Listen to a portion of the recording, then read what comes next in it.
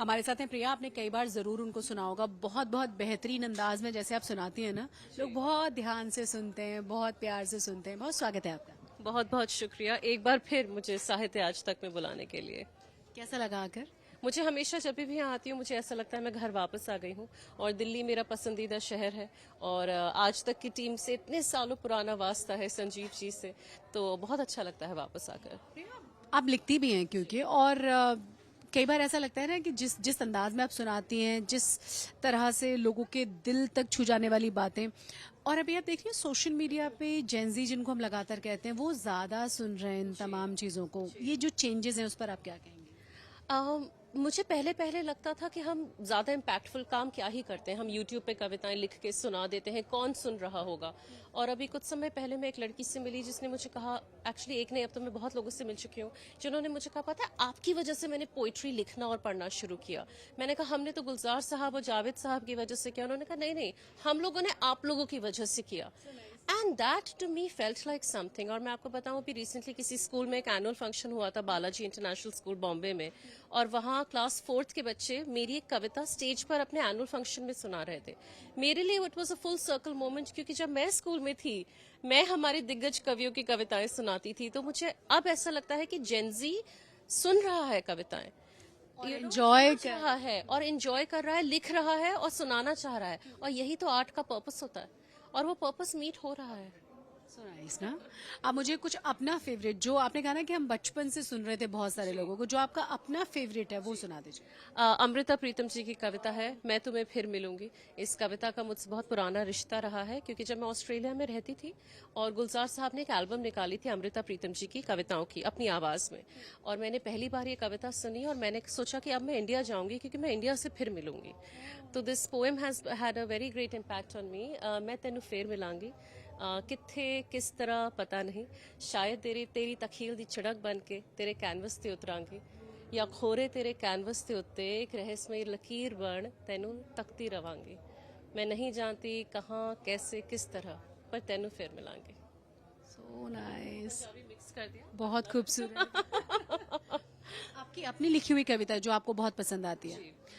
कुछ कविताएं हैं जो मुझे ज्यादा पसंद है अपनी, और कुछ हैं जो अब उतनी पसंद नहीं आती, लोगों को अभी भी पसंद है। एक कविता है जिसकी कुछ लाइनें हैं, प्यार की भाषा को कभी पूरी तरह जानना नहीं पड़ता, प्यार की भाषा को कभी पूरी तरह जानना नहीं पड़ता, लेकिन जिससे प्रेम मिलना चाहिए उससे कभी मांगना नहीं पड़ता।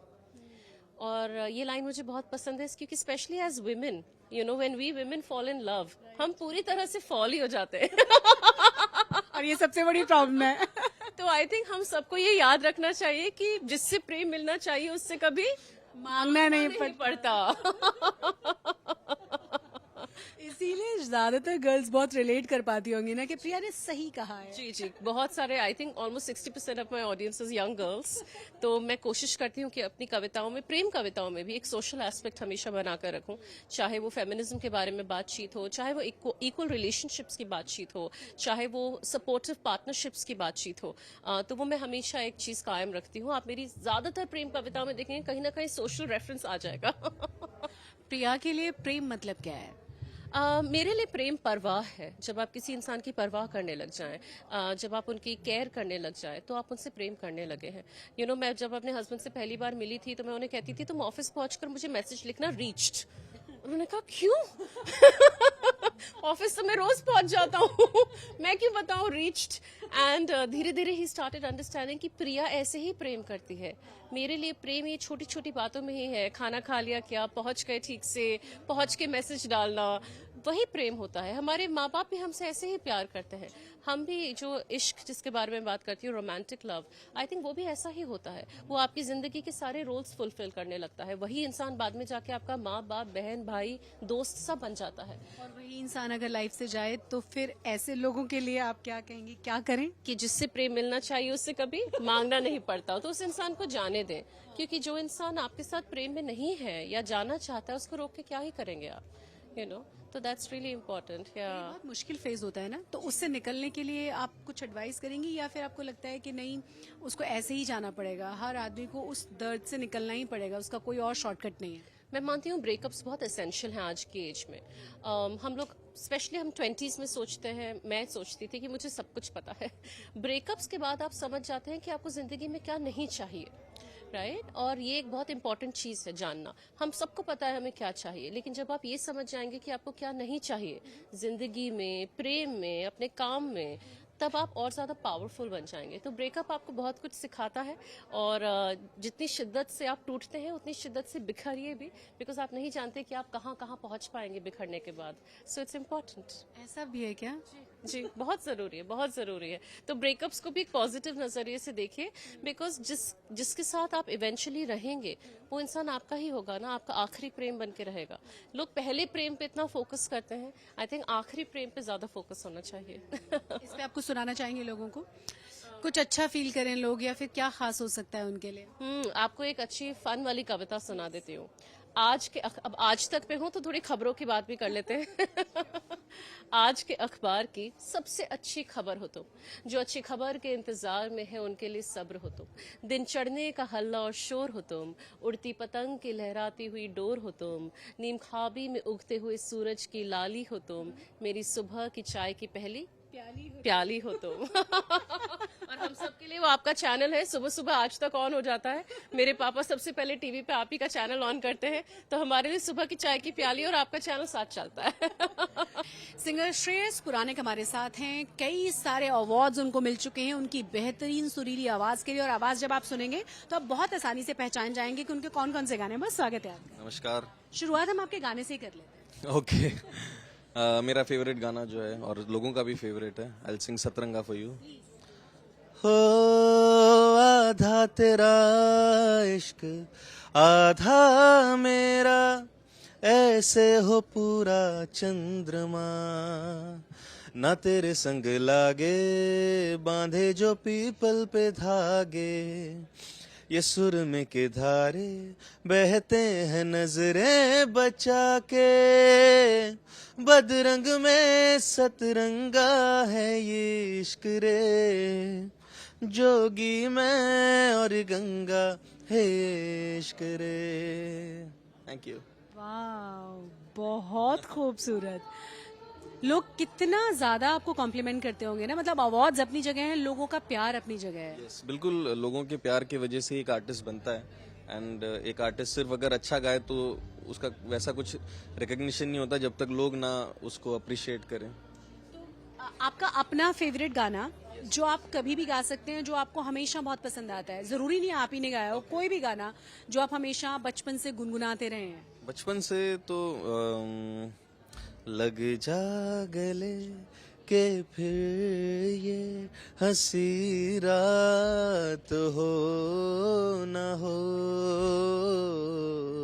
शायद फिर इस जन्म में मुलाकात हो न हो, लग जा गले से। बचपन से गाना बहुत पसंदीदा रहा है, तो हमेशा ये गाते ही हैं। एनिमल का गाना सुने? एनिमल के साथ सतरंगा। एक और तो मेरा तो एक ही गाना था उस फिल्म में, बट आई विल सिंग धड़क 2 का मेरा जो गाना है। धड़क 2 का, हाँ।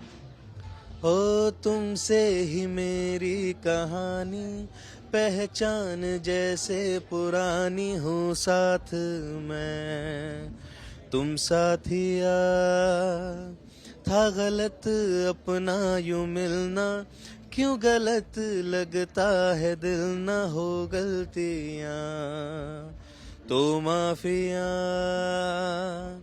मैं दाग तुम हो दामन, तुम आग हो मैं सावन, इस जहां में तुम मिलो ना दुनिया लग मेरी तुम्हारी, एक हुई राह कब हमारी, एक चांद तू मैं रात की दास्तां हूँ, किसने चाह को हवा दी, ये आग क्यों जला दी, एक चांद तू मैं रात की दास्तां हूँ। वाह, ऐसा गाना है जो सबसे ज्यादा आपसे गाने के लिए कहा जाता है, आप कहीं पे भी पहुंच जाएं, specially female fans? Female fans को तो पुराने गाने बहुत अच्छे लगते हैं, तो जब भी हमको वो बोलते हैं तो हम यही गाते हैं, हर शाम आँखों पर तेरा आंचल लहराए, हर रात यादों की बारात ले आए, मैं सांस लेता हूँ तेरी खुशबू आती है, एक महका महका सा पैगाम लाती है, मेरे दिल की धड़कन भी तेरे गीत गाती है, पल पल दिल के पास तुम रहती हो।